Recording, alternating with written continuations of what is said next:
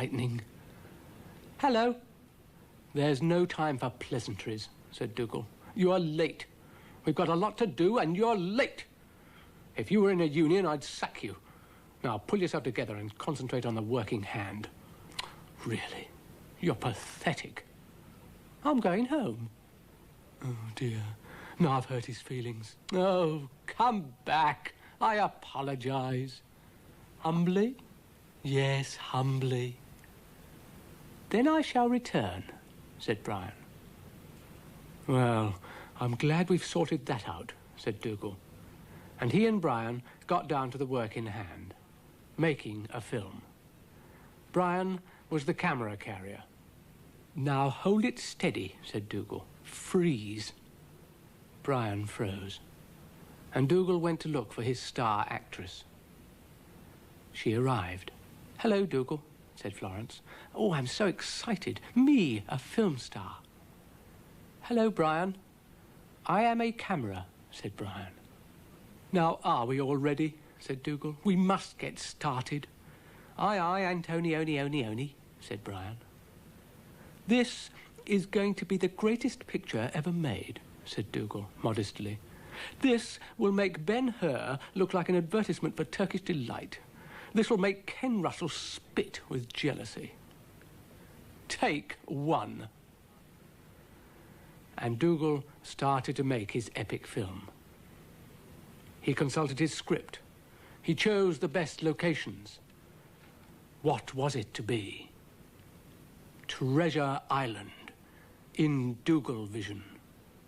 Florence acted her first scene, and Dylan arrived. I hear you're making a film, he said. I'm trying to, said Dougal patiently, but you've just walked in and ruined the first scene. Well, I don't want to worry you, said Dylan, but look. Indians?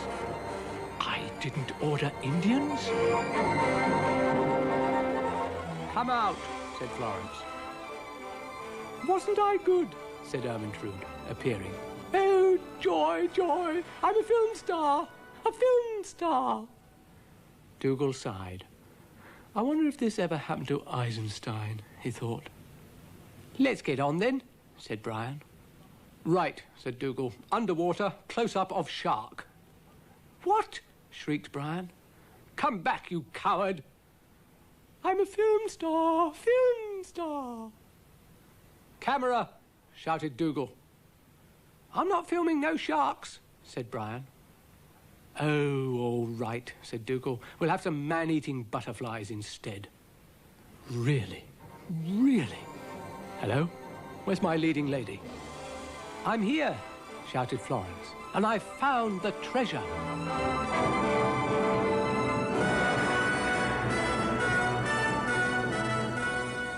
How exciting, breathed Florence. Captain Cook's treasure. Now, wait a minute, said Dougal. Wait a minute. What's the use of doing the treasure scene without the camera? Really?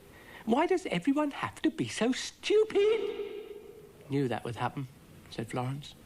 I knew that would happen, said Dougal. What's in there, Dougal? Said Florence. Treasure, said Dougal. It was a large lump of sugar, and I'll trouble you all to keep your thieving hands off it.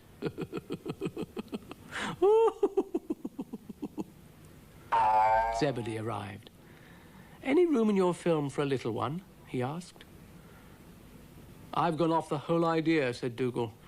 I think I'll go to the pictures instead.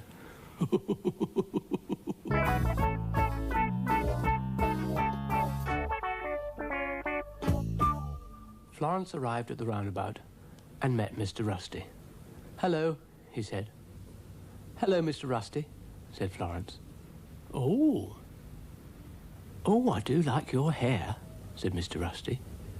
Have you had it done? Yes, said Florence. A little. Well, it's very nice, said Mr. Rusty. Is that what they call a bob? Bobs were very popular when I was a lad. Zebedee arrived. Hello, you, said Florence. Hello, said Zebedee. Look. Well, what a coincidence, said Mr. Rusty. A walking stick, just like mine. And he gave the stick to Florence. Don't forget to twirl it, he said. So Florence twirled it. Shall we go? Said Zebedee. Why not? Said Florence. In the garden, Florence found more walking sticks. So she did a lot of twirling. And so did Zebedee.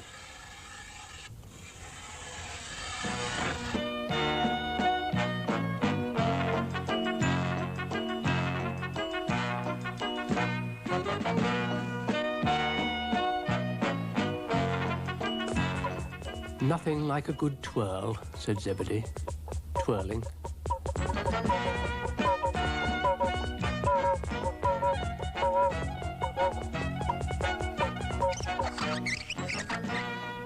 What are you doing, Dougal? Fishing. Now, that's not true, Dougal, said Florence. Oh, all right, said Dougal. I'm watering these canes. Watering? Watering. Well, you see, it's my crop of sugar cane, and I don't want them wilting, do I? This is my special watering machine. Stops them wilting. There's nothing worse than a wilting cane. That's what I always say. Hello? What's this? You've picked one, you vandal. Oh, you fiends. And you, how many have you got? Don't attempt to deny it. Come on, empty your pockets. Turn round. Oh. If I plant myself, will you water me, dear heart? Said Ermintrude. Oh, get off, said Dougal. Vandalism. Typical. Florence and Zebedee tried to explain to Dougal. And Mr. McHenry came in. What do you think you're doing? Asked Dougal. This is a private watering machine, I'll have you know. Whatever next? I don't know. First vandalism, then mad gardeners. Mr. McHenry apologized. I got carried away, he said. Someone ought to carry you away, muttered Dougal. Florence asked Zebedee if she could have a sugar walking stick. I've never tried a sugar walking stick, she said. Oh, there you are, said Dougal. Go on, have a lick. It's raspberry flavour, my favourite. Florence had a lick. Oh, it's lovely, she said. Naturally, said Dougal. Excuse me, please. Plant it, said Zebedee. So Florence planted it. You can eat it later, said Zebedee. When it grows bigger, said Florence. A walking stick as big as a tree. I don't know about walking sticks, said Ermintrude. What about some sugar turnips? Or sugar carrots? I'd look a sight walking down Piccadilly with a sugar carrot, wouldn't I? Really?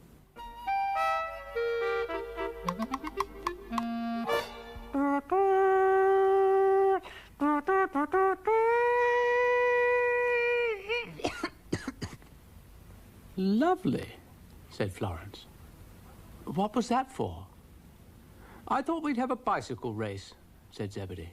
Oh, good, said Florence. Mr. Rusty was arranging things. Who's racing? Asked Florence. Who do you think? Said Zebedee.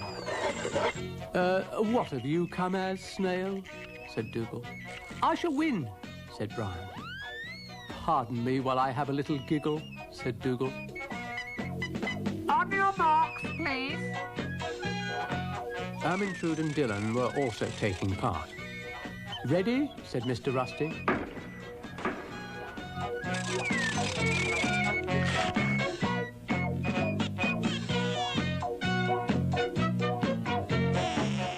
How exciting, said Florence.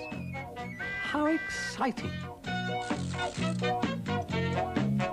Dillon was soon exhausted.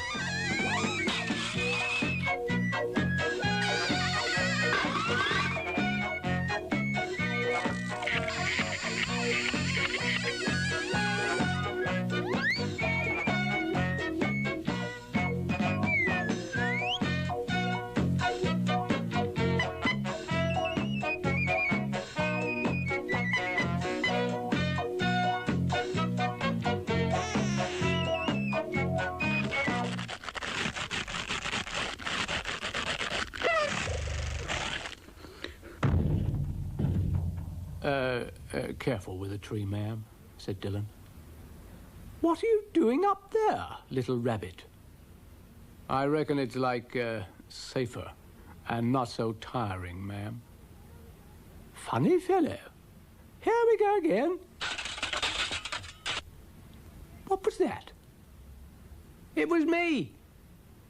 Well, lying on the ground won't win the race, dear heart, said Ermintrude. Dougal put his brakes on. I'm not sure he knows what he's doing, said Brian. Well, I can't stop here chatting to you, said Ermintrude. I must get on with the race and win. Win! Crazy. Brian remounted. No, hang about. Dougal, meanwhile, raced on, hotly pursued by Ermintrude. Am I all right for Silverstone? Brian, you've won, said Florence. And Mr. Rusty announced the winner.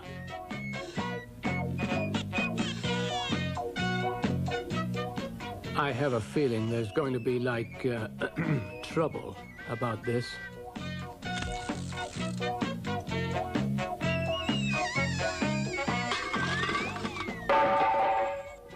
Calling all competitors. Calling all competitors. Please come in now. Your time is up. Well, something's up, dear heart, but I'm not quite sure what.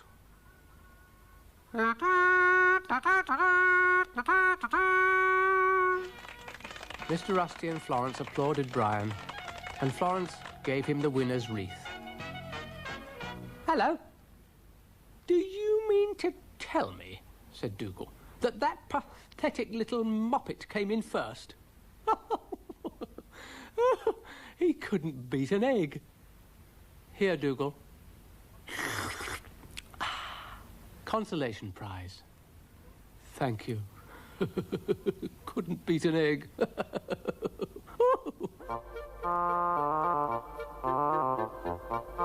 Florence was waiting for Zebedee. He arrived. Hello, Zebedee, said Florence. Hello, Florence, said Zebedee. Shall we go? Why not, said Florence. In the garden, Ermintrude had come to visit Dougal at his antique shop. I hope you've come to buy, said Dougal. Buy? Said Ermintrude. Yes, buy, said Dougal. That's what a shop is for.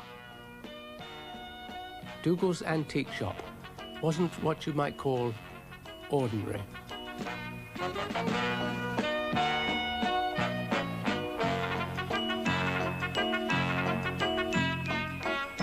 Stop it. Stop it, you fools.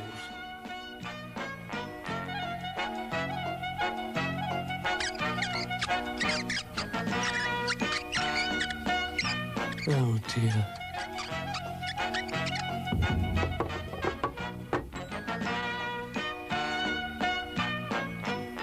There was one thing in Dougal's shop which was marvellous. An old cannon. My best piece, said Dougal.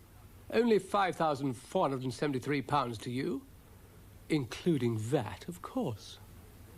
Is it old? Said Ermintrude. Old? Shrieked Dougal. It was used by Napoleon. What for, dear heart? Said Ermintrude. But before Dougal could answer, the cannon got very agitated. Napoleon? It boomed. Absolute rubbish! I'm a British cannon. British to the core! Oh. I think you've upset it, dear dog, said Ermintrude. Oh, fiddle-dee-dee, said Dougal. But it's pointing at me, said Ermintrude. Oh, really, said Dougal. But he decided to move the cannon, just in case.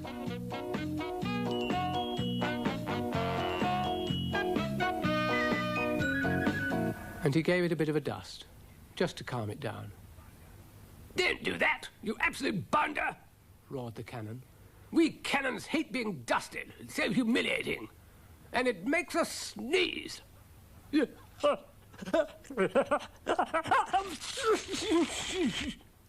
Was that absolutely necessary? Said Dougal, icily. Hello, said Brian. Now don't you start, said Dougal. Never point guns at people, said Brian. It's dangerous. What about pointing them at snails, said Dougal, evilly, loading the gun with a piece of sugar. Florence arrived. Stand back, said Dougal.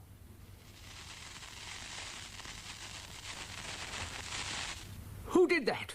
What absolute cad did that? Bounder! Excuse me, said Dougal. No good will come of this, said Brian. What? They've done it again. Someone's going to be court-martialed for this. Oh, go off, said Dougal, giggling.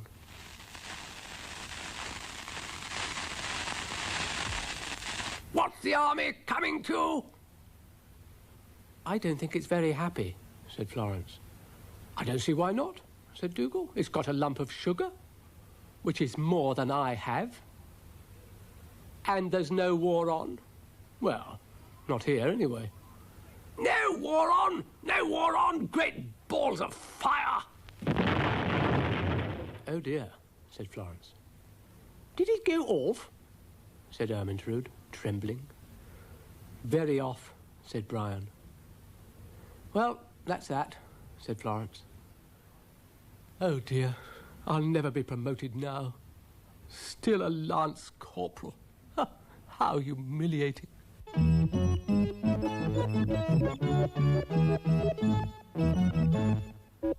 Florence called to Zebedee, who arrived. Oh, there you are, said Florence. Yes, here I am, said Zebedee. Shall we go? Why not, said Florence. In the garden, the train seemed very agitated. My dear, she said, puffing away like anything. The gains on we've had here. I can hardly get my breath back. And she told Florence a gang had appeared and broken everything and then had run away, making a lot of noise. It left me all of a tremble, I can tell you, said the train, trembling. Gracious, said Florence. You can say that again, said the train. Gracious, said Florence.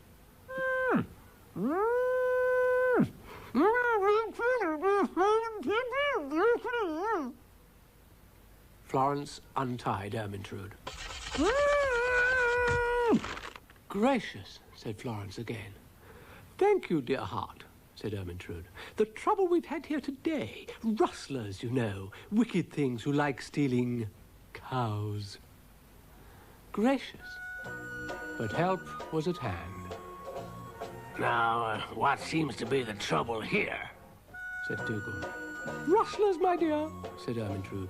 I've been molested. Tied up, said Florence.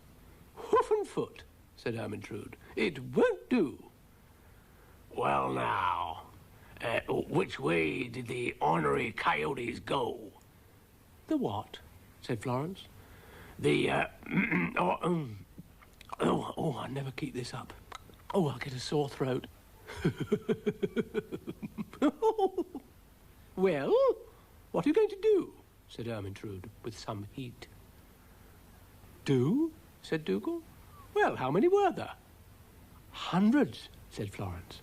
Hundreds? Well, in that case, I'm handing in my badge. I'm not daft.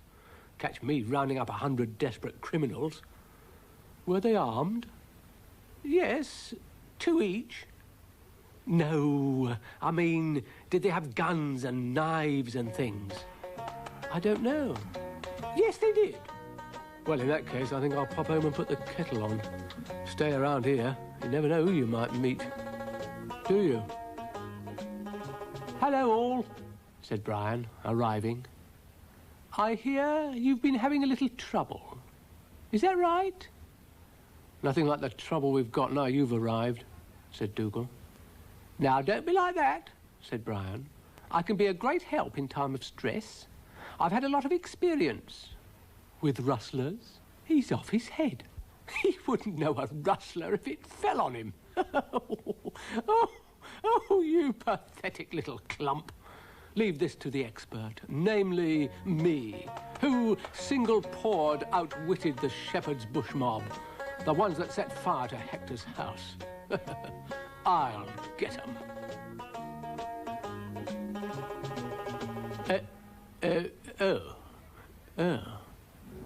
Go get him, Sheriff. No, don't rush me, boy. Don't rush me, boy.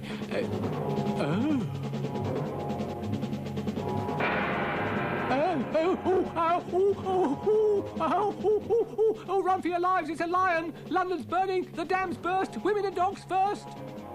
Now, Dougal, don't get confused. And Ermintrude laughed like anything. "If there's one thing I hate," said Dougal slowly. "Yes?" said Florence. "It's silly jokers," said Dougal. "Now, I can take a joke. I can take a joke with the best. But there are jokes and jokes." Dougal was listening. "What are you listening for?" said Brian. "Quiet," said Dougal. Yeah, should be right. Yes, just here, I think. Yes." Brian listened. "Oh, get up," said Dougal. "I'm listening," said Brian. What are we listening for?" "Worms," said Dougal. "Eek," said Brian. "Oh, come back," said Dougal. "Buffoon." "I'm not overly fond of worms," said Brian. "Here we are," said Dougal. "Eek," said Brian. This made Dougal furious. "Will you stop shouting eek?" he said. "Really?" "I'm sorry," said Brian. "It's just that worms make my ears go cold. I don't know why." Dougal explained that he was, in fact, looking for gold with the aid of his gold-detecting machine.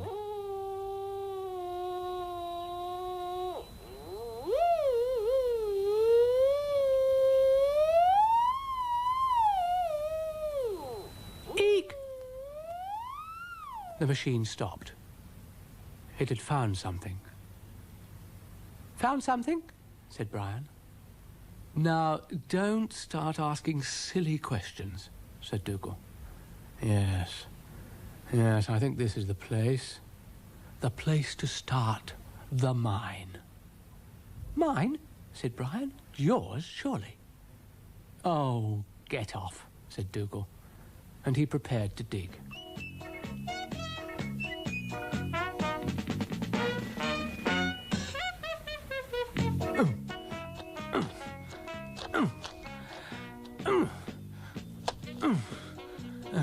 "Get my helmet," said Dougal.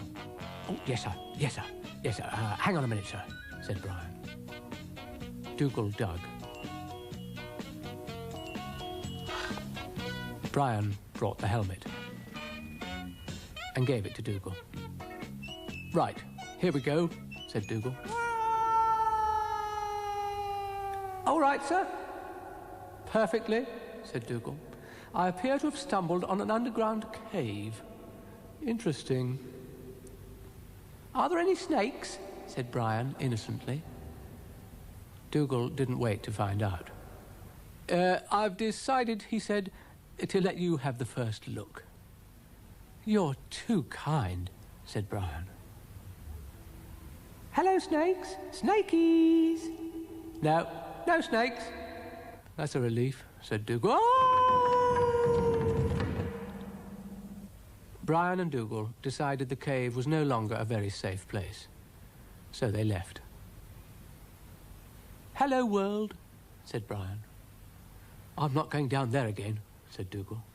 "But what about the gold?" "You can have it," said Dougal. "It is all yours." Florence arrived. "Oh, I like your hat, Dougal," she said. "Thank you," said Dougal. Don't go too far that way. There's a hole there. A bit of a hole." "A hole?" said Florence. How lovely. And she called Zebedee. Yes, he said. A hole, said Florence. A hole, said Zebedee. A hole, they said. How exciting, said Zebedee. An actual hole. Someone's being slightly sarcastic, said Dougal. Evening all. Zebedee arrived at the roundabout. And so did Florence, hurrying because she was a bit late. You're late, said Zebedee.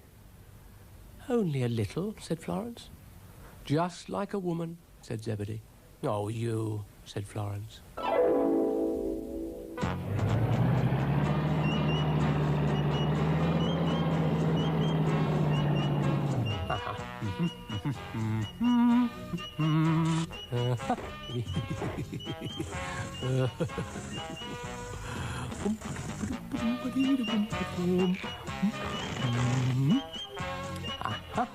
That'll fix her. No parking indeed. Bring your own meter, that's what I say. The traffic warden came along.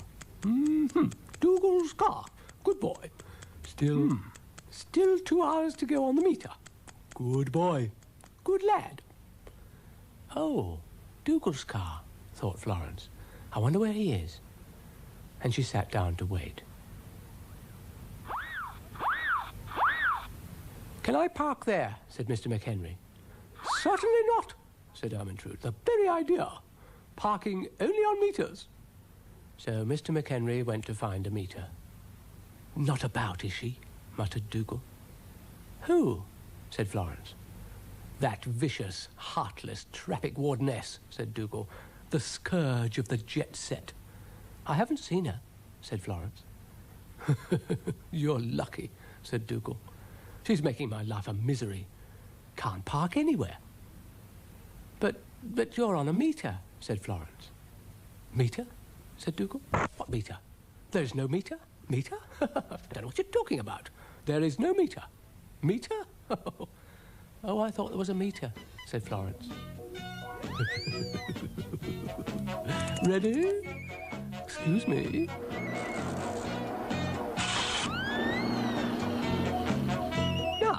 Now, there's a meter here, said Ermintrude. Oh. Well, there was one. Oh, Ermintrude, dear. Perhaps you need a little help. Or glasses, said Mr. McHenry.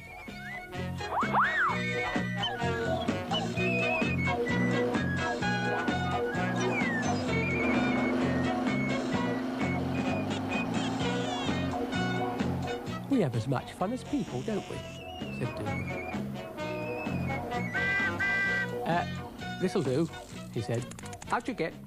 I'll just have a look round. Florence got out. Thank you, Dougal, she said.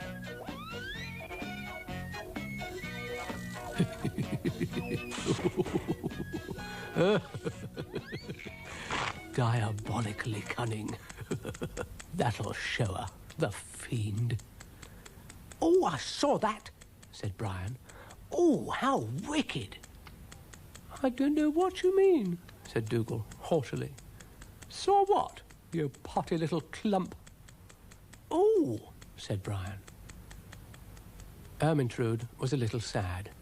She hadn't given anyone a parking ticket all day. Oh, dear, she sighed. Dougal, shouted Florence, I think you're in trouble. Trouble? Said Dougal. What do you mean, trouble? Parking, said Florence. Parking? Parking. Ermintrude gave Dougal a ticket. What?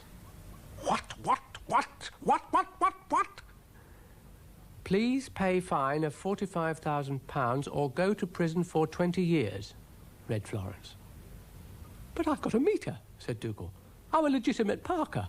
I'm legal. Get up, you fool. You can't do this. Want a bet?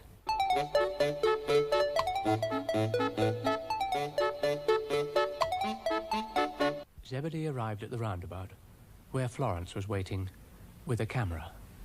Going to take a few snaps? Said Zebedee. Yes, said Florence. Dougal, of course, was fully prepared. He'd provided himself with an all-purpose, fully transistorized, stereophonic, all-seeing, three-dimensional, twin-lensed camera. "Who is this Lord Snowdon?" he muttered. "I'll show him." "Going fishing?" said Brian. Oh, I'll do that snail a mischief one day." "Dr. Livingstone, I presume?" said Brian. "This is a camera," said Dougal, pompously. "Does it work?" said Brian. "Of course I work," said the camera. So Brian adopted a few poses. "Don't waste film," said Dougal to the camera. And Brian rushed off to tell everybody about it. Florence arrived. And Brian told her about Dougal's talking camera. He told Ermintrude. "Wait till you see it," he said. But Ermintrude had her own camera, all-purpose, fully transistorized, etc. "You've got one," said Brian. "It was given to me by a friend," said Ermintrude coyly. "Dear Cecil, such a lovely boy. He said it was fully automatic. All you had to do was pull a knob. Like this." "Oh, not so hard," said the camera. "Sorry," said Ermintrude. "Oh, I know someone who's going to be very upset about this," said Brian. "I mention no names, but he's short, fat and hairy, and is the only dog with a three-dimensional camera. He is going to be furious." "Oh, fiddly-dee," said Ermintrude. "Come along, dear. Let's go and snap something before it gets dark." "Are you sure you wouldn't rather walk?" said the camera heavily. "No, thank you," said Ermintrude. Dougal's camera was getting a little restless. "Come on," it said. "Oh, all right," said Dougal.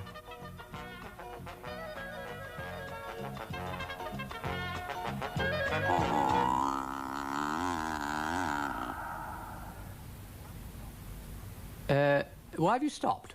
said Dougal. "I don't see anything to photograph." What? What? What?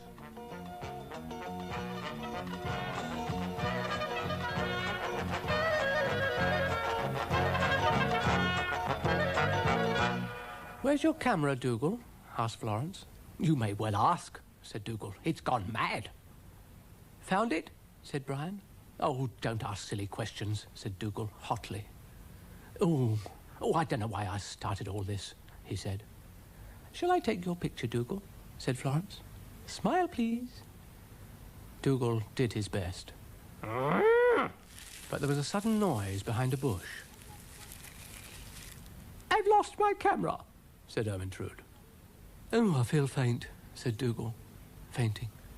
"Fainting won't help," said Ermintrude.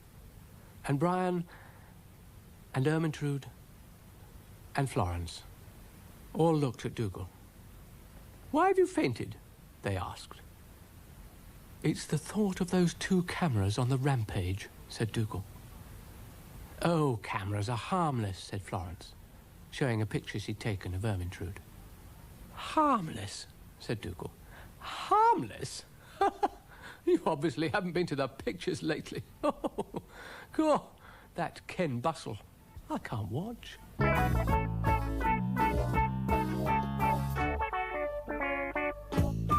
"Now, before you say anything," said Dougal, "I want you to think very, very carefully."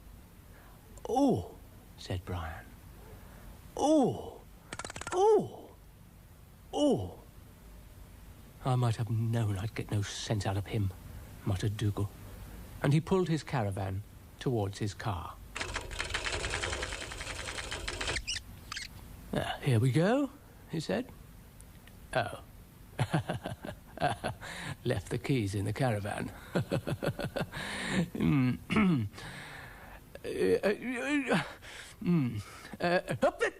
Oh, dear. Yeah. Oh dear, oh dear, oh dear, oh dear, oh dear.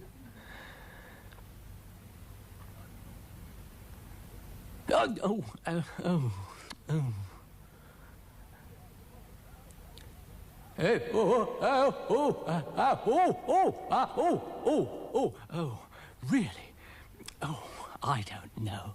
Really? Florence was waiting for Zebedee. Hello, he said. I've been waiting for you, said Florence. Not long, I hope, said Zebedee. I got held up in the, traffic.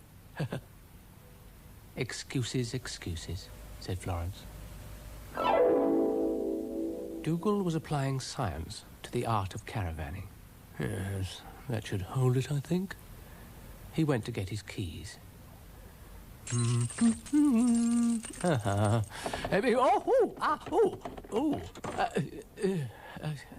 think I've got it wrong somehow.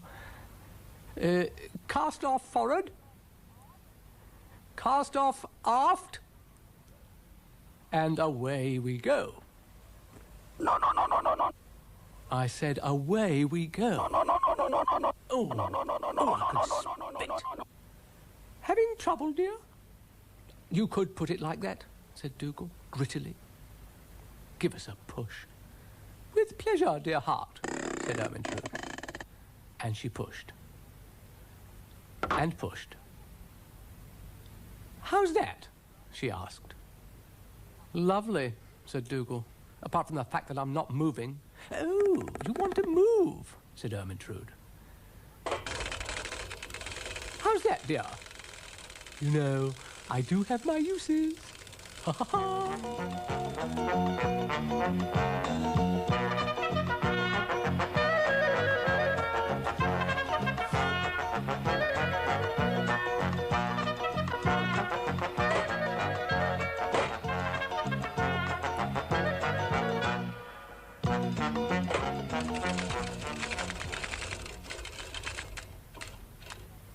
I think I'll stay here, sighed Dougal. I've come to give you another push, said Ermintrude. Ready? No, said Dougal. I'm all right, thank you. Are you quite sure? Said Ermintrude. I'm absolutely positive, shouted Dougal. Oh, well, said Ermintrude. It's probably just as well.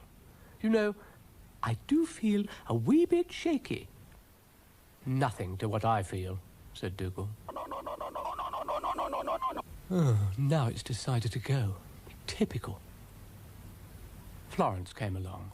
Hello, Dougal, she said. Hello, said Dougal. Have you ever been in a caravan? No, said Florence.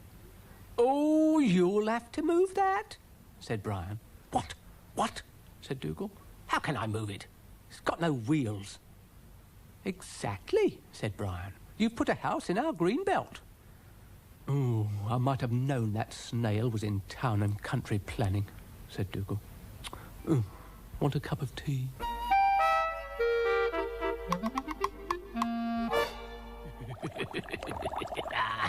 Yes. Oh, I'm diabolically clever. Now, is everything ready? Yes. Then let the experiment begin. I need a victim. Oh, you've knocked my hat off, said Brian. You're bald, said Dougal. Yes, like all snails, said Brian. Well, I have some great news for you, said Dougal, evilly. Great news.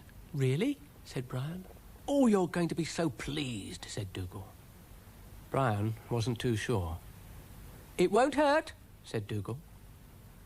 So Brian submitted to Dougal's experiment. No, have I got it right, muttered Dougal. Hey, don't say that, said Brian. My head feels very funny. Oh dear, said Dougal. I think the mixture was a bit strong. Hey, who's put the light out? Squeaked Brian. Now, I don't want you to panic, said Dougal. You don't want me to what? Said Brian, panicking. Florence arrived. "Help!" said Brian. "Who are you?" said Florence. "Brian!" shrieked Brian. "I've been got at!" "Yes, you have," said Florence, trying not to laugh. "I didn't recognize you without your hat." And she got it and put it on for Brian. "Thank you," said Brian. Ermintrude arrived at Dougal's experimental establishment. "You don't happen to have a pair of scissors about you by any chance?" asked Brian. "Good heavens, a woolly caterpillar!" "I'm not a woolly caterpillar." "Aren't you, dear?" "No, I'm Brian." Ermintrude thought, "You know, I've always fancied myself with hair." This is going to be tricky. "Hurry, dear." "Hurry? You can't hurry science. If you want hair, you'll have to be patient." "As you say, dear." Now, let me see. Yes, she should be about done. Let's have a look. Ermintrude was revealed in all her glory, and Dougal decided that discretion was the better part of valor. "Want some sugar, Dougal?" said Florence. "I'm not Dougal, I'm Ermintrude," said Ermintrude, rather proudly. Florence called Zebedee, who arrived. "Look," said Florence. "Do something." Zebedee examined the evidence. "I see," he muttered. Brian and Ermintrude met. "Can't see your face, dear thing." "Allow me." "I think I might be in a spot of bother," muttered Dougal. "What do you mean by it?" said Zebedee sternly, and he poured some of his special mixture on Dougal's head. No, I'm hearing enough. Stop it. No, get off, get off." "That'll teach him," said Zebedee. Dougal tried hard to rub the mixture off on some leaves, but it was no good. "Oh, dear." Zebedee sprayed Brian and Ermintrude with his mixture, and they were back to normal. Dougal wasn't. "How humiliating," he said. "Oh, I feel like a rabbit." And he went back to his laboratory for some of his own medicine. "Would you like a piece of sugar, Dougal?" said Florence. "I could do with something," said Dougal. "It's been a harrowing day." "Oh, your hair. Shouldn't it be a little longer?" Mr. Rusty met Florence at the roundabout and told her, if she went to the garden, to look out for a carpet. About this big," he said, "and very, very special." "Oh," said Florence. Zebedee arrived. "All ready to go?" he asked. "Ready," said Florence. "Come on, then," said Zebedee. All right," said Florence.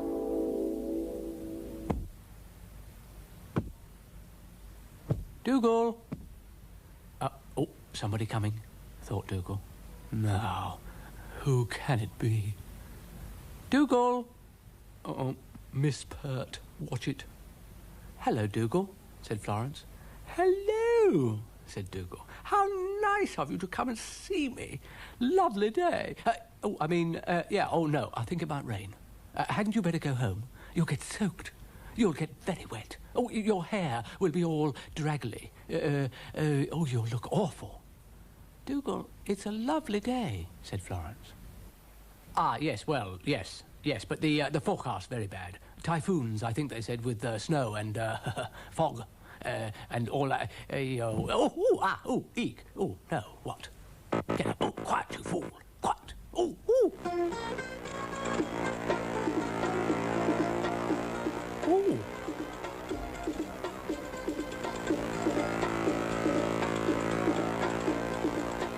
Oh, I feel like a sausage roll. "What's happening?" said Brian. "I think Dougal's got a flying carpet," said Florence.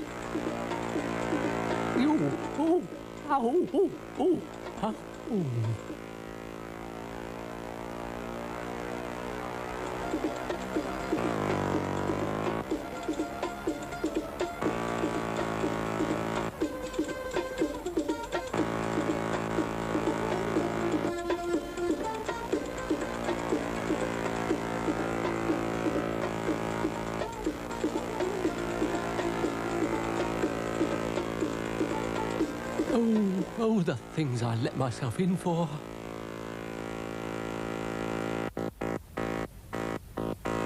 Hey, oh, oh, oh, oh, oh, oh, oh, oh, oh, oh, oh, oh. Come in, number 3, your time is up. Oh, oh, oh dear. Oh, oh, oh, oh. Come back, Dougal. I think he's in orbit, said Brian. Oh, oh, oh, oh, oh, put me down, you demented axemisser, you.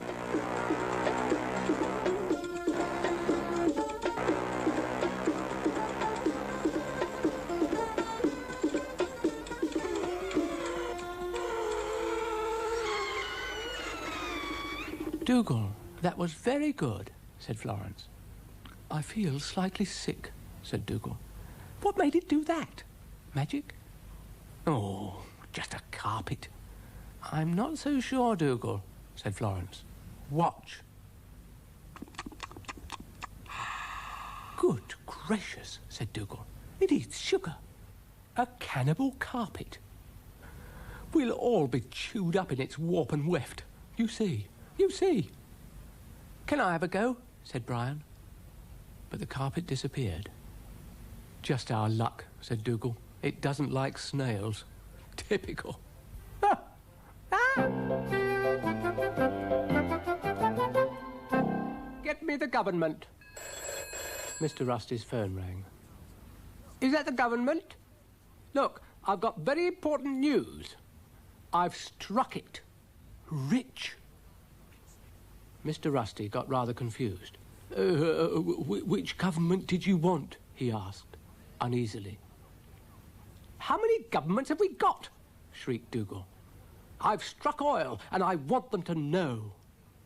I see, yes. You've struck oil, and you want them to know. I wonder who that is.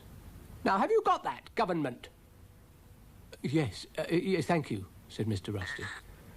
Now, I wonder what all that was about.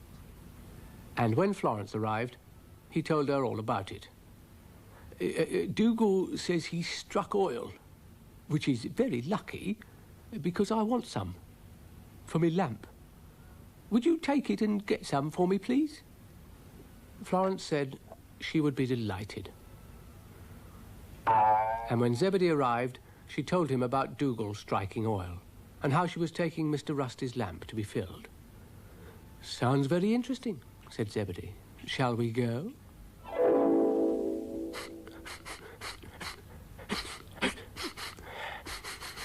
Yes, just here, I think. Yes, just put a marker up. Make sure no fool comes along and plants anything. Hello, old digger, said Brian. I trust you are not staying long, said Dougal. I have government officials calling soon, and I don't want them tripping over snails. I won't get in the way. You're always in the way. And this is a private oil field. Oil field? You heard, said Dougal. You haven't got cloth ears. I say, this is very exciting, said Brian. I'll be rich. Rich. What do you mean, you'll be rich? Shrieked Dougal. Oh, dear, we pioneers have an awful lot to put up with. I'll be a typhoon, said Brian. What's happening? Said Ermintrude. It's an oil field, said Brian. We're all going to be filthy rich, especially me. I shall be a snailionaire, and I shall retire from public life. I shall buy a yacht and a lot of toffees and have me shell painted. Goodness, exclaimed Ermintrude. And she got very excited at the thought of being rich. Mmm! Dougal, meanwhile, was preparing his pipeline. Any moment now, he thought, someone's going to mention pollution. Dougal, called Florence. Now, don't tell me about pollution, said Dougal. I know all about pollution, and I'm against it. More or less. I don't know what you're talking about, said Florence. I just need some oil. Are you from the government? Said Dougal. I'm expecting a deputation. No, I'm from Mr. Rusty, said Florence. Well, doesn't the government know? Said Dougal, faintly. Do you mean to say I've built all this for nothing? Ermintrude and Brian got a bit worried. Where's the oil? Said Ermintrude. I'll have a look, said Brian.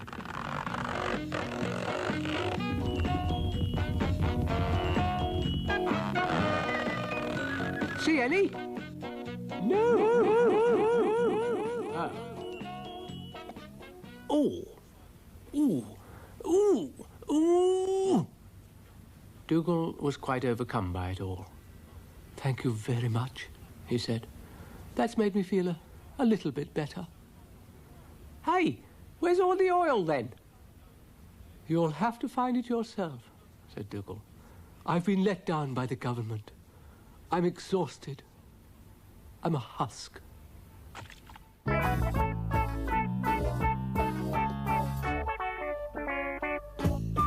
Dougal was thinking about standing for Parliament.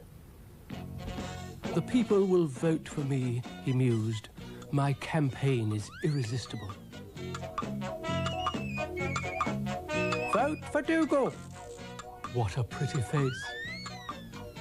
Mr. Rusty wanted to know what was going on. I'm entering Parliament, said Dougal. Parliament? Yes. Road hog, shouted Brian. I wonder how this thing stops, thought Dougal. I wonder if he knows how to stop, thought Brian. Stop, he shouted. I can't, shrieked Dougal. Florence called to Zebedee, who arrived. Like my hair, she said. I've had it done. It's different. It's lovely, said Zebedee. Lovely. I'd better go and show Dougal, said Florence. So she went. Where's Dougal? She asked Brian. And why are you up a tree? Ah, now the two questions are related, said Brian. Oh, come down, said Florence. You might fall. Me? Said Brian. The Tarzan of the snaily world. Do you like my hair? Lovely. Excuse me. What are you doing, Dougal? Said Florence. You'll see, said Dougal. He's dotty, said Brian. But then, that's a well-known fact. Zebedee arrived. What's happening? He asked. And they told him that Dougal was rushing around as usual. I think he's standing for Parliament, said Brian. Parliament? Said Zebedee. What as? As a dog, said Dougal. Then he looked. What? He said. What? What? Someone had sabotaged his campaign. There were pictures of Ermintrude everywhere. Vote for Ermintrude? What? Said Dougal. What? What is going on? If I may make so bold, who is that cow representing? The railway workers, said the train. She's promised us shorter hours, longer tea breaks, and a trip to Crewe every weekend. So there. Rubbish, shouted Dougal. What's that, dear heart? Said Ermintrude. Don't you like my campaign? And which party do you represent? Said Dougal. The Amalgamated Milkers. Well, may the best man win, said Dougal. And the fight was on. Brian decided to get out of the way, but didn't quite make it. I take it you are voting for me, said Dougal. I feel I should warn you that if you don't, I shall leap on you and pound you into the ground. Is that quite ethical? Said Brian. Florence told Dougal that she would vote for him and gave him a lump of sugar. Bliss, said Dougal. Would you like to hear my speech? I'm in favour of the 4-day week, the 3-hour day, the 47-minute hour, and the 32nd minute. This gives me time to do a lot of lying about in the sun and eating. The lad will go far.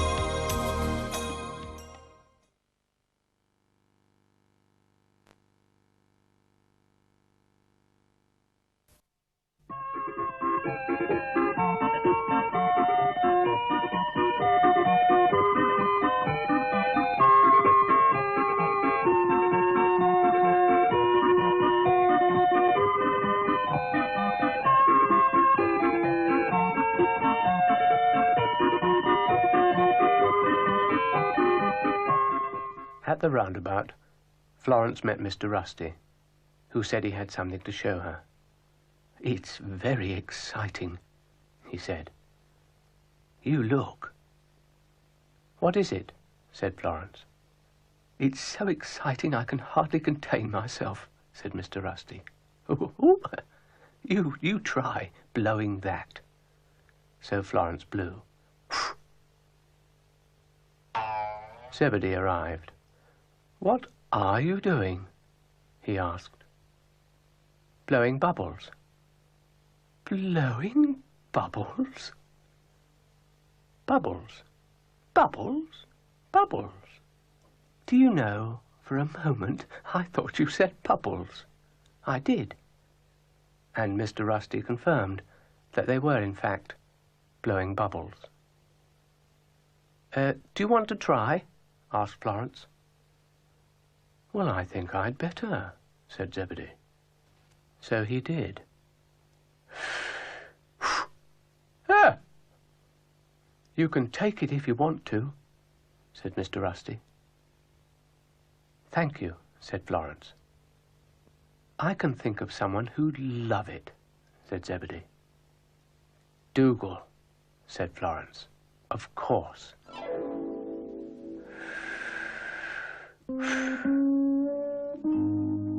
What was that? What was that? I hate an unexplained noise. What is going on? Bubbles. Bubbles? Said Dougal. Now don't start. Don't start what? And explain your bubbles. You blow in this, said Florence. Good heavens, said Dougal, following his bubble.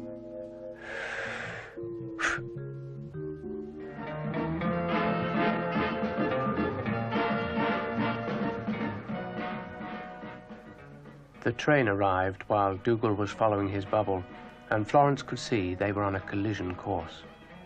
"Look out, Dougal," she called. Too late. "Ah! Madam," said Dougal. The train got quite heated.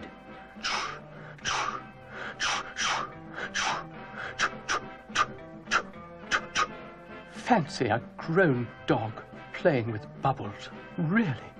Huh! It'll be Dolly's next. "I hope you get your lines crossed," shouted Dougal. Ermintrude came along. "Oh, I don't believe it. Bubbles in the sky. I haven't blown a bubble for years.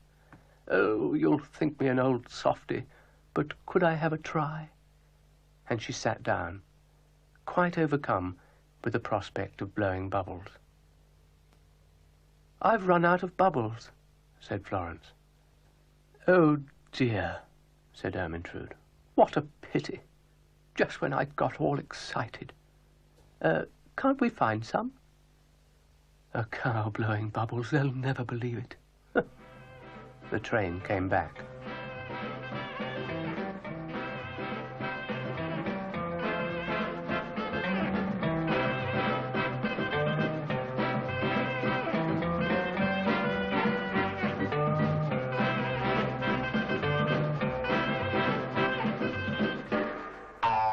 And Zebedee arrived. They told him the bubble blowing was over because all the bubbles were lost. "Oh, well, I think I can do something about that," he said. But he somehow got it a bit wrong.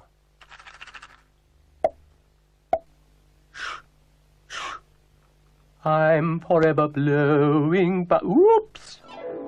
Florence was in the garden, wondering where everyone was. Where can they all be? She wondered. "I expect you're wondering where everyone is," said Brian. "So I shall, without any ado, tell you. Your shaggy friend has a musical problem, and he requires help." It was true. Dougal was trying to load his piano onto the train. "Haven't you got any bigger trucks? This one wouldn't hold a thin mouse." "Really?" "Piano?" thought Florence. "If he doesn't hurry up, I shall scream," muttered the train.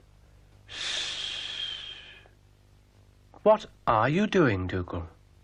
"I'm fishing off the end of Brighton Pier," said Dougal. "I don't believe he's fishing at all," said Brian. "I think he's being sarcastic. That's what I think." And Florence agreed. "Dr. Beeching, where are you?" said the train. "I beg your pardon," said Florence. "Nothing," said the train. "It's just that I would like to remind you that I am a passenger train, and I'm not used to carrying freight. Also, I should have been in Crewe last Thursday." "Crewe?" "For the steam train reunion. All the girls are going." Dougal tried to get the rest of his things in, without much success. "Have you tried British road services?" said the train. "I don't care for your attitude," said Dougal. "And I don't care for your piano," said the train. "I'll never get to Edinburgh at this rate," said Dougal. "Edinburgh?" said Brian. "Edinburgh?" said Florence. "Yes," said Dougal. "For the festival." "Festival?" said Florence. "Well, they couldn't get Liberace." "What's all this, then?" thought Brian. And Florence said she'd help if Dougal promised to keep calm. "I am calm," said Dougal. "You don't look very calm," said Brian. He's about as calm as an elephant stampede, said the train. Now, as I see it, said Florence very calmly, we've got to get that piano onto that train. Well, I'm glad we've established that, said the train. I was beginning to get worried. They pushed. Oh, I've done it. I've done it. No, not quite, said Florence. So they pushed some more. The relief. All done, said Florence. Anything not in will be left behind, said the train. If I'm any later, I'll be exposed to comment at Watford Junction. Hey, what about your whatnot? Said Brian. Whatnots I will not carry, said the train. Away you go, then, said Florence. The train sighed. The Flying Scot would never have stood for this, she said. Hey-ho.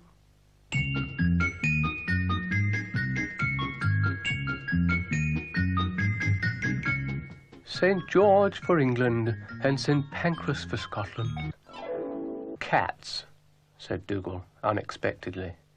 I have been giving a lot of thought recently to the subject of cats. Now, it's always been a mystery to me why people keep cats when they could have a dog. Oh, Dougal, said Florence. People like cats because they're, Yes, said Dougal. Well, they're pretty. Pretty is as pretty does, said Dougal. I'm pretty, but I don't go around chasing mice and spending half my time up trees, do I? But you can't climb trees, Dougal. How do you know? Said Dougal. Well, I just know, said Florence. Well, you're wrong, smarty boots, said Dougal. Do I hear the sounds of an argument? Said Ermintrude. I just happened to be passing, and I heard words. I hope no one's being catty. Funny you should say that, said Dougal. Very funny, said Florence. Brian arrived. Hello, dear thing. What do you think of cats? Said Dougal. Oh, I think they're jolly little creatures, said Ermintrude. And they drink milk, so they must have a lot of common sense. I like cats, said Brian. You like anything, said Dougal. What's all this interest in cats suddenly? Said Ermintrude. They climb trees. Well, who doesn't? Said Ermintrude. Yes, who? Said Brian. I don't know, said Florence. So they all went to see how good everyone was at climbing trees. What I like about this place, said Ermintrude, is that there's never a dull moment. Well, I'm not too sure about this tree-climbing business, said Florence. Why, dear, said Ermintrude, if it keeps them out of trouble. What trouble? Said Florence. I don't know, dear heart. Just something my old mother used to say. Dougal was trying out his cat-like qualities. Nothing to it, he said. I don't know what all the fuss is about. Well, you're the only one making any fuss, said Ermintrude, up a little tree. As you so rightly said, there's nothing to it. Is there? Come with me, said Dougal, grimly. What's going on? Said Brian. They're pretending to be cats, said Florence. Cats, ma'am? Said Dillon. Did I hear like, cats? Cats, said Florence. I don't know, ma'am, said Dillon. Whenever I hear the word cats, I feel like, sleepy. Come on, sighed Florence. Dougal and Ermintrude were having a tree-climbing contest. I think I win by a short leaf, dear heart, said Ermintrude. What a lovely view.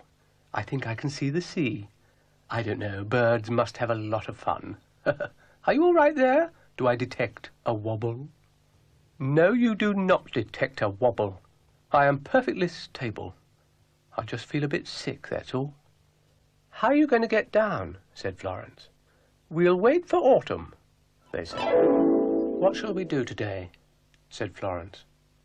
Well, I've had a thought, said Zebedee. Tell me, said Florence. I want a photograph, said Zebedee. What of? Said Florence, or rather, who of? Everyone, said Zebedee. I want it for my album, just in case. In case of what? But Zebedee didn't answer. Zebedee wants a photograph. Of me? Said Dougal. Of everyone, said Florence. Oddly enough, Dougal had his camera with him. Why, Dougal, you've got your camera with you, said Florence. Hello, hello, hello, said Brian. Hey, hold it right there, Snail. I have a little job for you. Oh, ecstasy, oh, bliss. We'll have less of the heavy sarcasm and more attention to what I say, said Dougal. Please. Florence told Mr. Rusty about the photograph, and Mr. Rusty said he thought it was a good idea. Just in case. Dylan wondered where everyone was. It was so peaceful. Not for long, said Ermintrude. Meanwhile, back at the camera, Florence and Mr. Rusty were also wondering where everyone was. So they went to look. Well, I'm here, said Dougal. Yes, but you're not exactly everyone, are you? Said Mr. Rusty. And Zebedee wanted everyone. In case. In case of what? Said Dougal. Is he worried he's not going to see us again? Or something? I don't know, said Florence. Well, I think it's very sinister, said Dougal.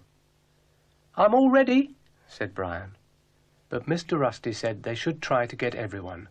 Zebedee wanted a photograph of everyone. I wonder why, said Florence, worried. Well, perhaps they're writing him out of the series, said Dougal. Like they do, if you're not careful. I've been ready for hours, said Brian. We'll take one, said Mr. Rusty, just in case. So get snapping, mollusk. And mind you get me right profile. The others are here, said Florence. Where have you been? Said Dougal. We've been waiting for days. All right, then. Everyone in position, please. Positions, said Brian. Where's the birdie, Dougal? Where's the what? Said Dougal. No good without the birdie. I don't believe it, said Dougal. Whatever next? Wait till I tell Tony. Birdies indeed. Watch the birdie? What? Said Dougal. What did you say? What? What? What? What? There's no need to snap. I only said, watch the birdie. Got to have a birdie, said Mr. Rusty. No good without a birdie. No good at all. It's a well-known fact. And it's also a well-known fact, said Dougal, that if we don't take this picture soon, we'll be part of the news headlines. Oh, I'm sure they'll wait for us, Dougal, said Florence. I'll be a birdie, said Brian. But there was no need for this sacrifice. Watch me, said the birdie. Oh, it's flown away, said Mr. Rusty. Now there won't be any photograph, and posterity will forget we ever existed. Sic transit gloria mundi. I may cry, said Brian. How much longer? Said Dougal. I've got a crick in my neck. My left front foot's gone to sleep and my nerves are jangling. Absolutely jangling. Nearly finished, man. Have you caught the essential me? For Dylan was making a sculpture of Dougal. I wouldn't want anyone to see it before it's finished. Do you think that notice will keep them away? Asked Dougal. Meanwhile, Florence and Mr. Rusty were talking. What do you think of the international situation? said Florence. "I try not to," said Mr. Rusty. "Very wise," said Florence. "I wonder where Zebedee is." And they called him. And he arrived. "There's something creative going on in the garden," he said. "Oh," said Florence. "Oh," said Ermintrude. "I can't begin to tell you what's going on here." "Try," said Florence. "Have a guess," said Ermintrude. "Go on." "You've jumped over the moon," said Mr. Rusty. "Silly thing," said Ermintrude. "I don't do that any more." And she went to see how Dougal's sculpture was coming on. "Please, ma'am," said Dillon, "it's not finished yet." "We'll let you know," said Dougal. "Oh, it's not finished yet, and they're going to let us know," said Ermintrude. "Oh, the excitement of it all. Ha-ha, tra-la, tra-la." "What?" said Florence. "Secret." Dillon carried on working. 7 inches? Wow. "What do you mean, wow?" "It's just like I have to rethink the nose, man. It's 7 inches across. Wow. That is an epic nose. Wow. Wow. It's nothing." "Hello, hello," said Brian, much to Dillon's fury. He had to have silence while he was working, he said. "So zip your screamer," said Dougal, rather coarsely. "Oh," said Brian. "Did you hear that?" The train arrived. Dillon was in despair. "Anyone want to go anywhere?" said the train. "I just want silence," said Dillon, slightly hysterically. "You've upset him now," said Dougal. "Well, I don't know, I'm sure," said the train. "Open your mouth and you get your funnel bitten off. It wasn't like this in the sidings at Clapham, I can tell you." And she left. "I have never known anything like it in all my puff," she said.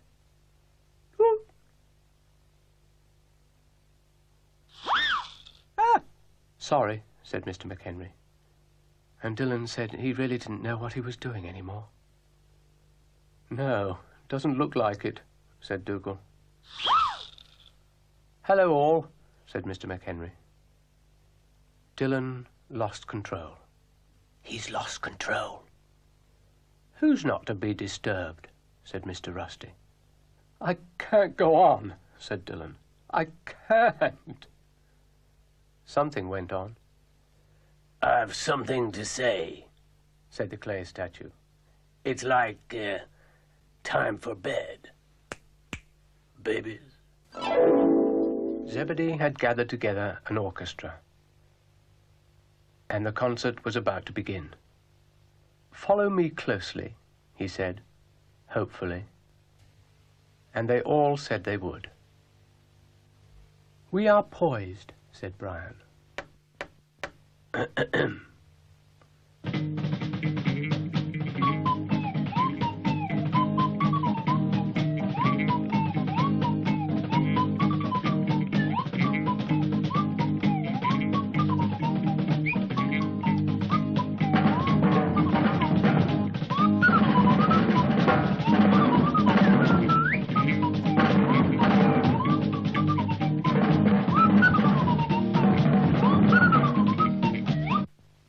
Ermintrude was worried. "Am I doing it right, darlings?" "No, you're jolly well not," said Brian. "I thought not." May we try again?" said Zebedee.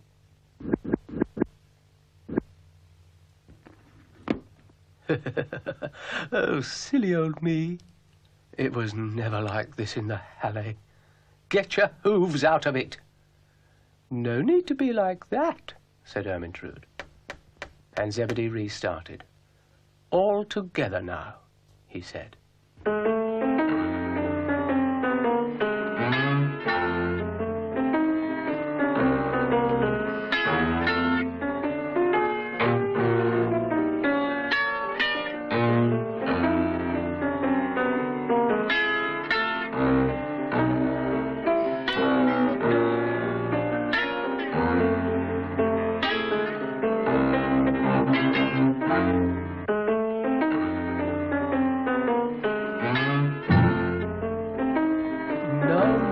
No, ma'am, said Dillon.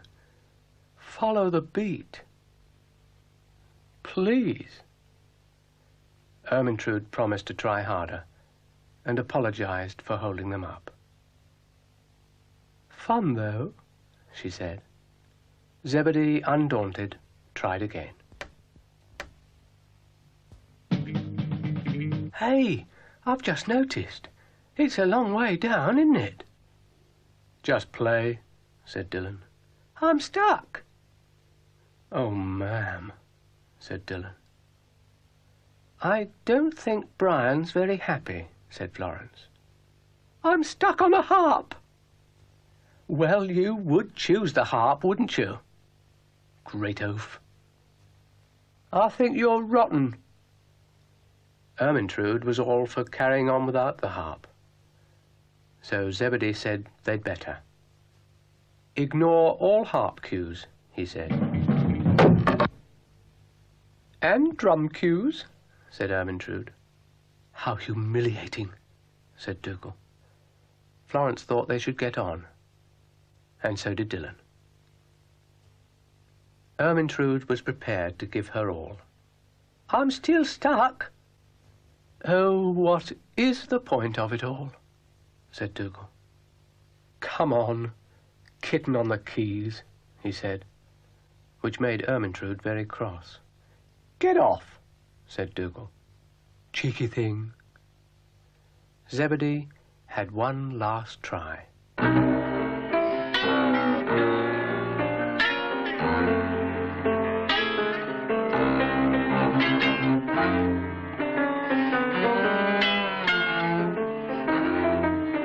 Brian solved his particular problem.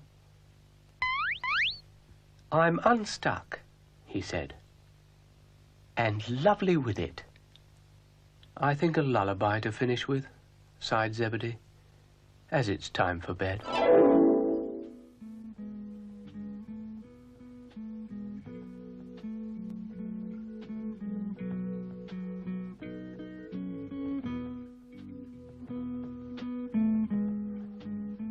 Oh, said Dougal. Who's our flat friend? I've left my pack, said the card.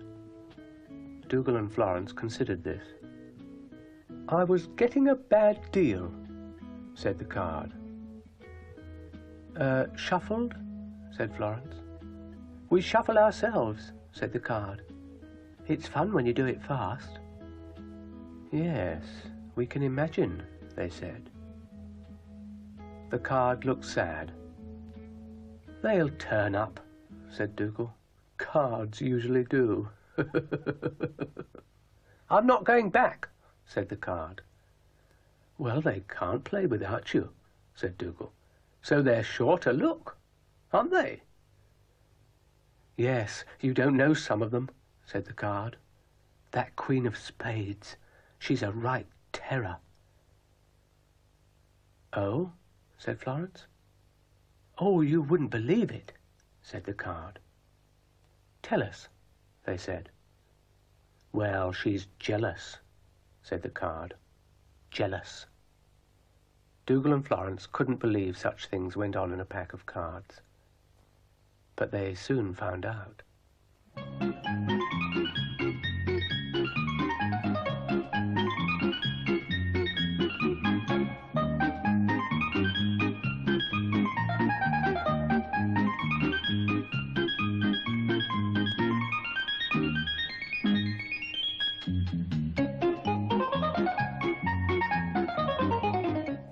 I'll never be able to play patience again, said Dougal. Where is he? Said the Queen of Spades. Oh, she looks a right madam, whispered Dougal. Where is he? Said the King of Clubs. Shall we tell? Said Dougal. Oh, I don't know, said Florence. Where is he? Asked the other cards. He's always getting out, and when we catch him, we're going to wallop him. Wallop him, they said. Wallop him well. Florence and Dougal thought the pack of cards was rather fierce for a pack of cards. Yes, they're awful, said the lost card. But the other cards asked Dougal and Florence to see it from their point of view. I mean, what was the good of a pack with one card missing? We can't be played with, they said. And that's no fun, they said. That's quite true, said Florence. Whose side are you on? The side of reason, said Florence. And the King and Queen thought that was very clever and asked everyone to give her a big hand. A pack with one missing is hopeless, said Florence. And all the cards cheered like anything. All right, I'll go back, said the Jack of Hearts. And they shuffled him in before he could say 3 no trumps.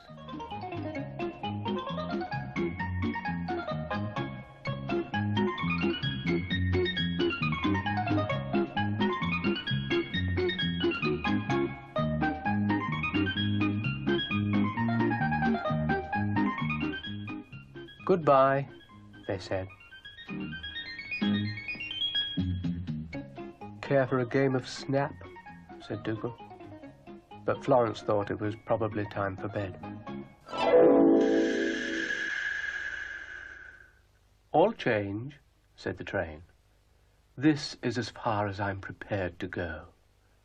What? Said Dougal. What? What?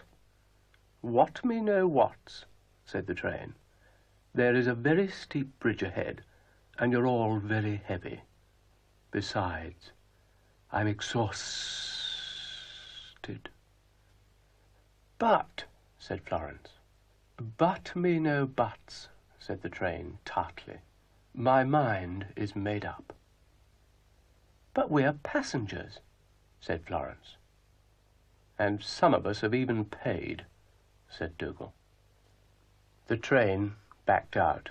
Shh! You're backing out, said Dougal. I think you're both being very unreasonable, said the train. I'm rather hurt. I do my best to get you from one place to another, and I never complain. You're complaining now, said Dougal. Hush, said Florence. Have you seen that awful bridge? Said the train. And they were forced to admit that they hadn't seen any bridges just lately. Well, look, said the train. So they looked. And there was the bridge. Nothing, said Dougal. Nothing, said the train. Nothing, said Florence. Afternoon all. That's all I need. A jolly laughing snail. The things I suffer. Morning all. Make up your mind. Evening all. Really, said Dougal. Really. And he went to investigate the bridge. Morning, said Brian. Now don't start that again, said Dougal. The train, having had a rest, pulled herself together and prepared to carry on. You know, I've never seen this bridge before, said Florence. Well, it's just been built, said Brian. Specially. Specially for what? Said Dougal. Yes, specially for what? Said Florence. Toffee, said Brian. Toffee?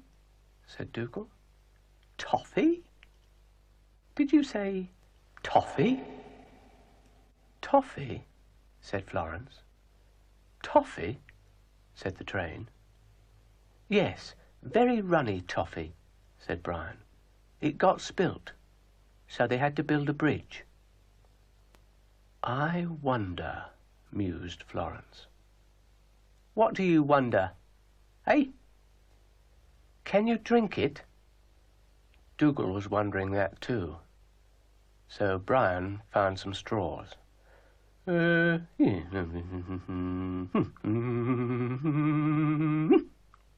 Thank you, said Dougal.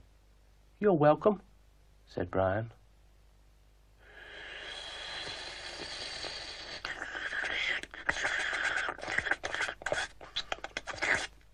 Bliss. I hope you've left some, said Florence. For the rest of us. The train, seeing that the bridge was no longer necessary, decided to carry on the easy way. All aboard, she said.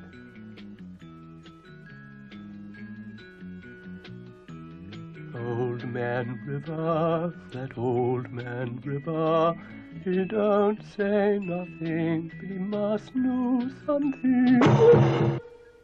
Oh dear. Oh dear. I appear to have fallen off a bridge. Hello, Dougal, said Florence. I have a question to ask you, said Dougal. Oh, yes, said Florence. I hope you won't mind. What is it? Well, do you feel, said Dougal, that you are achieving anything? Achieving anything? Said Florence. Yes, achieving anything, said Dougal. Anything at all. How do you mean, Dougal? Well, life. Life? Yes, life. Are you achieving anything in life? That's a very funny question, Dougal. Isn't it? No, it's not. I mean, do you think we should do some work? Or something? I think I'm a bit young for actual work, said Florence. Yes, but what about me, said Dougal. I know you'll laugh, but I can't help feeling I'm a drone. Morning, drone, said Brian. And what are you up to, said Dougal. I'm drilling for oil, said Brian. Drilling for oil? Take no notice, said Dougal. Drilling for oil. Great clump. But Brian was certainly doing something.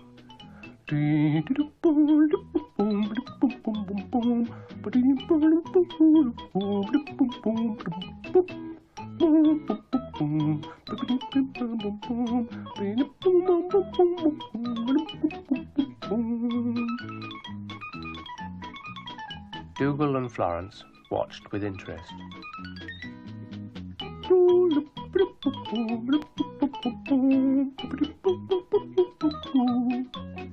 He's gone off his head, said Dougal. I knew it would happen sooner or later. Poor little Apeth. Dougal, he's working. That'll be the day. That will be the day. All ready, said Brian. For what? Said Dougal. Now don't be scathing, Dougal. Scathing? I'm not scathing. Yes, you are. Isn't it marvellous? I ask a simple question and I'm accused of scathe. Ready then? Said Brian. I am, said Florence. Ready for what? Said Dougal. All systems go, said Brian.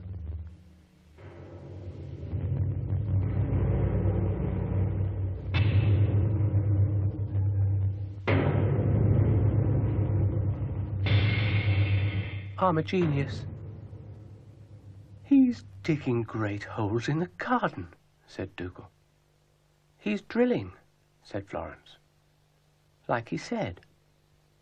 For oil, said Brian. Have you found any? Said Florence. Does Mogul know about this? Said Dougal. Hello, hello. What's all this, then? Oh, dear, said Florence. You seem to be digging in someone else's oil well. It's your friend, said Dougal. Remember? What are you doing on my patch? Said Brian. Hey, watch it, lad. You'll catch it now, said Dougal. Any oil in this garden belongs to me, said the lamp. Hello, young Florence. How are you? Doing nicely, I hope? I'm a misunderstood genius, said Brian. Hello, said Florence. You took the word out of my mouth, said Dougal. What shall we do? Said Florence. What about climbing Mount Everest? Now, be sensible, Dougal, please. Well, what's wrong with climbing Mount Everest? Pray? It's been done, said Florence. Twice. By a dog? Well, I don't feel like it. Well, that's a fine attitude, I must say. Oh, come on, Dougal. Where would we be if everyone said they didn't want to climb Mount Everest? Moping about in the foothills of life. Don't go on, Dougal. I shall go on as much as I like. Oh, look. I'm not at all sure I want to, said Dougal. It's a banana, said Florence. Call me Frank, said the banana. They considered this. I think, said Dougal heavily, it's going to be one of those days. Florence met a pear. And what's all this? Said Dougal. I'm a pear, said the pear. Then why is there only one of you? Said Dougal. You know, said Florence, I've never seen talking fruit before. Not ever. You're not the only one, said Dougal. A lemon appeared. Have you seen my friends? It asked. And what's your name, then? Said Dougal. Ron. Ron? Said Florence. But you can call me Mabel, said the lemon, laughing. I'm getting very confused, said Florence. You're not the only one, said Dougal. I've heard of fruit salad, but this is ridiculous. Frank. They decided to find out where all the fruit had come from, and they wondered if Dylan knew. Dylan was asleep. Does he know? Said Florence. He wouldn't know if his ears were on fire, said Dougal. What a day. They looked around for some more fruit and discovered a pineapple doing a little dance. If it says its name's Ada, I'll strike it, said Dougal. How did you know? Said the pineapple. An inspired guess, said Dougal.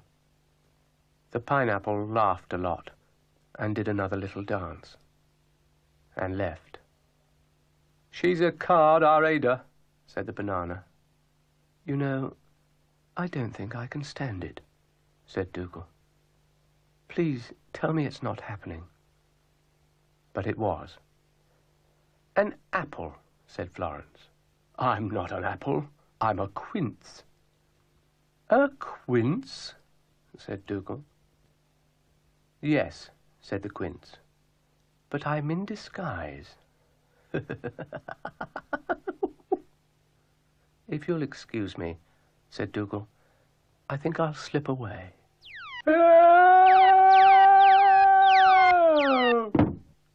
Why, Why are you shouting, Dougal?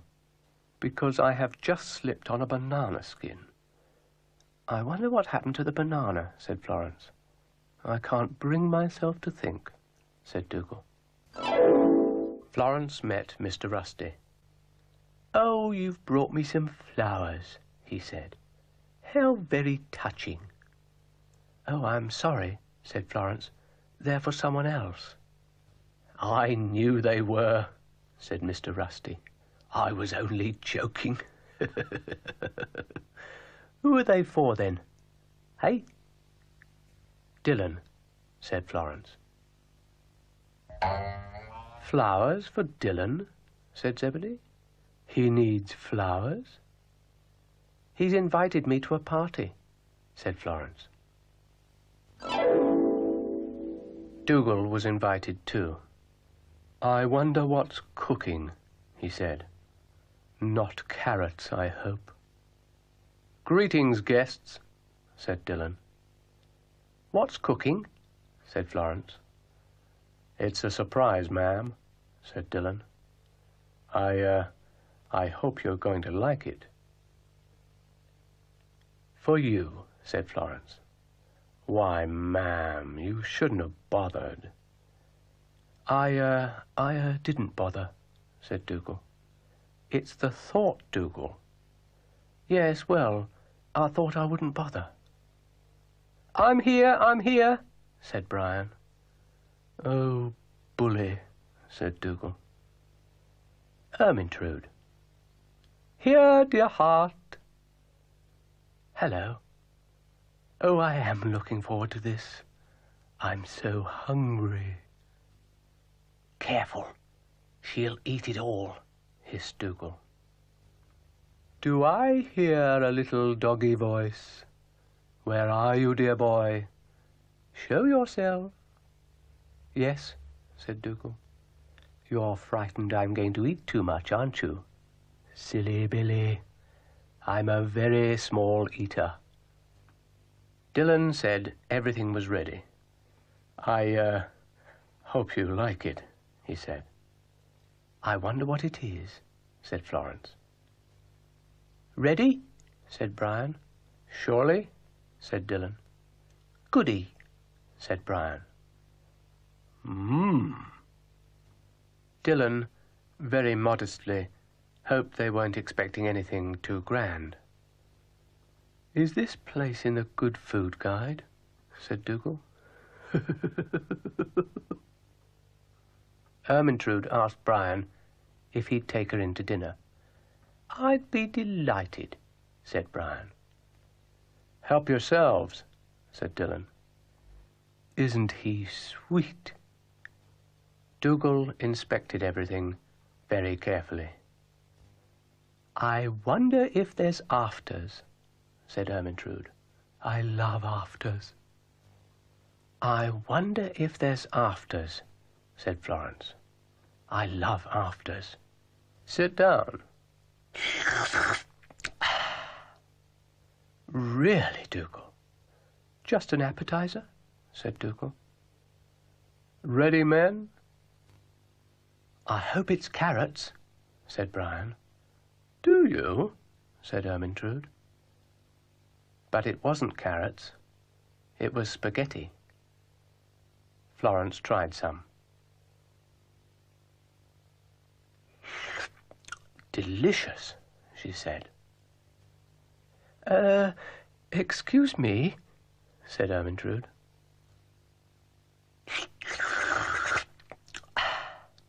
Good, said Dylan. Very good, said Florence.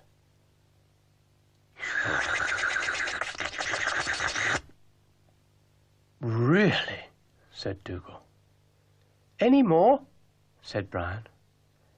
Well, I can spare a little, said Ermintrude.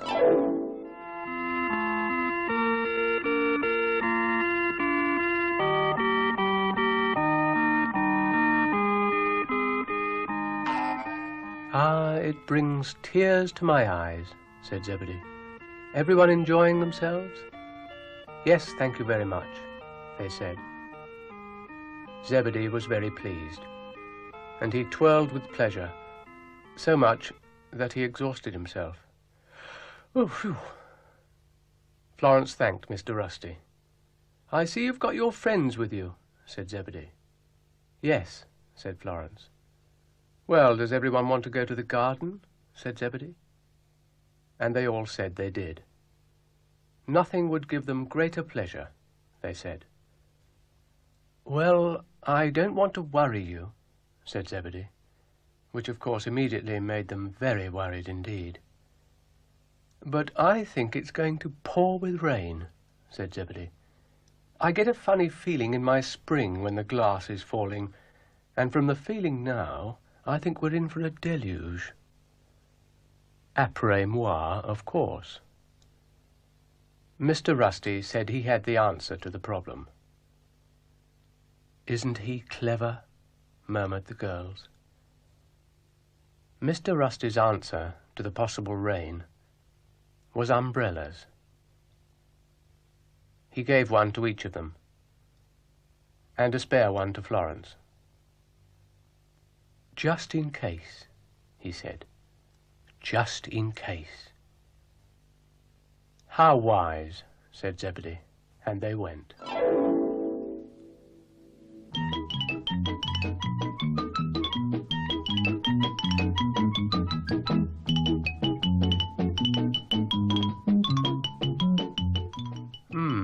Not raining yet.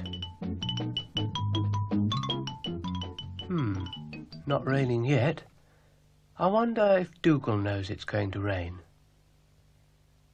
Dougal knew. "Hello, Dougal. I see you've heard the news," said Dougal. "What news?" said Florence. "About the floods and typhoons," said Dougal. "Bert Ford assures me they're coming, and I always believe what Bert says." "Floods and typhoons?" "And monsoons and hurricanes," said Dougal.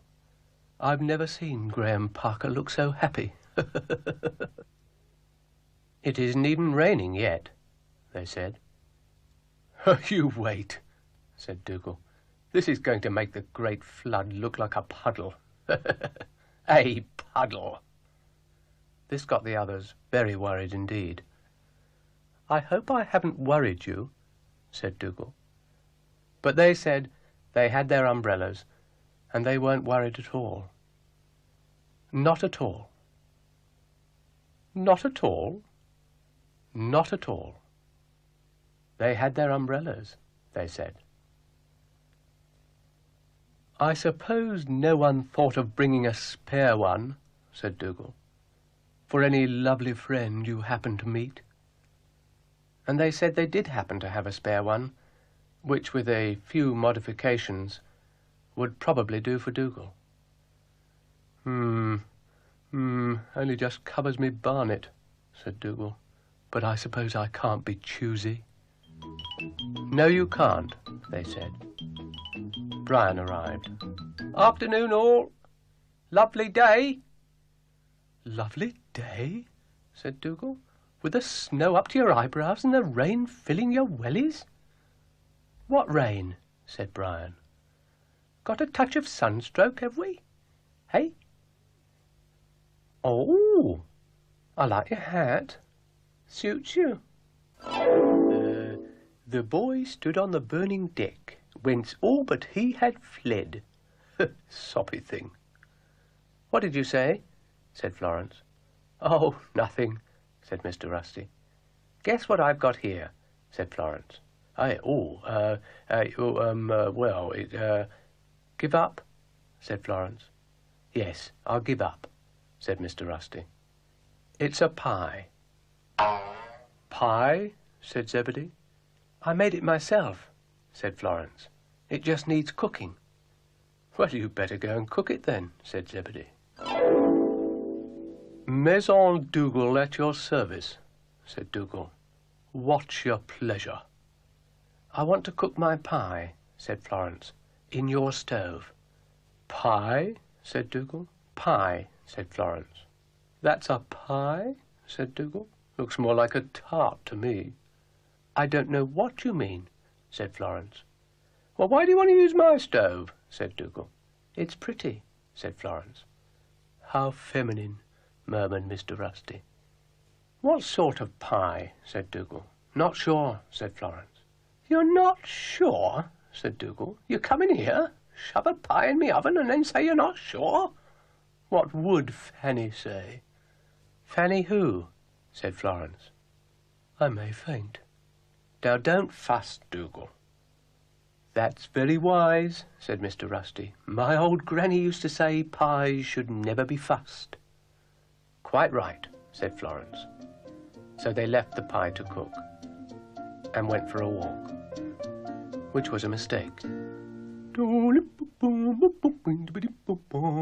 Oh, what does my little nose detect? A pie? Oh, doing a lot of bubbling. I better make sure it doesn't take off. And Brian put a stone on the pie to hold it down. Dylan also noticed something. "What's that, like a rare smell?" he said. "Am I dreaming? No? I think I'd better, investigate this." He went to the stove. That pie looks ready to, eat." Dylan had a fight with his conscience, and his conscience finally won. Ermintrude came along. What's this then? A pie? What's more, an unattended pie? People are very careless. Someone could quite easily eat that. Just as well I'm so honest. But what if it doesn't belong to anyone? Be a pity to waste it. I'll just add my secret ingredient and come back and eat that later. Dougal, too, was thinking about the pie, so he just added a little something for luck. Zebedee wondered where everyone was. What's cooking, he thought. They all came back in the direction of the pie. "Gracious," said Florence. "I'm very disappointed," said Ermintrude. "It's not every day you find a pie and then discover it belongs to someone else. And I added my secret ingredient, too." "Bear up," said Brian. Florence gave what she thought was a piece of the pie to Dougal. It was Brian's stone. My mum's pastry was tough, but this is ridiculous."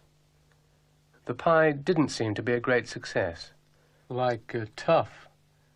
"Like yours," said Brian. "Watch it," said Dougal. "I think we've had a failure," said Mr. Rusty. And they were all forced to agree. "Well, you can't win 'em all," said Zebedee. "Time for bed."